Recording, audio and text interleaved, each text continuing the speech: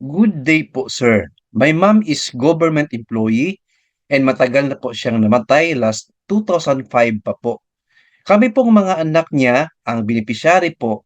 Tapos nung time na yon po, grade school pa po ako. Tapos yung panganay namin is high school and wala pa po kaming na-process about sa death claims niya po. Ang tanong ko lang po, pwede po ba namin i-process yun kahit almost 20 years na po? Sana masagot niyo po and maraming salamat po. Interesting question from our viewer sa Q&A with Proof AMN. Sige po, sir. I will answer your question in a direct, concise, and with example. Let's get started. So, ang sagot natin, sir, is based from our research no sa GSIS website. Ito po, funeral benefit.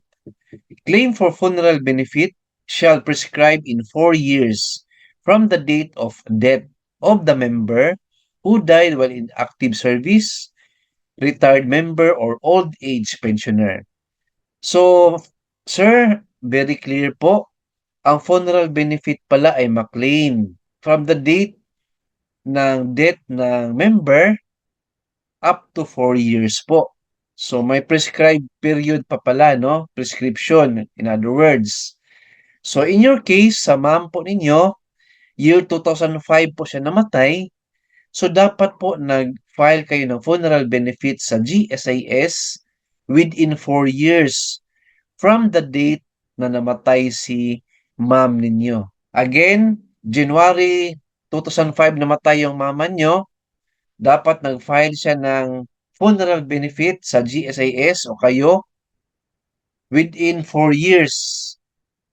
So 2006, January, 2007, 2008, and 2009.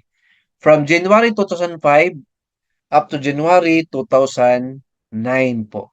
Alright? So yan po, sir. So hope na nasagot ko yung question nyo. Thank you for watching. Please like, share this video, and subscribe my YouTube channel. Thank you, God bless, and 2 thumbs up.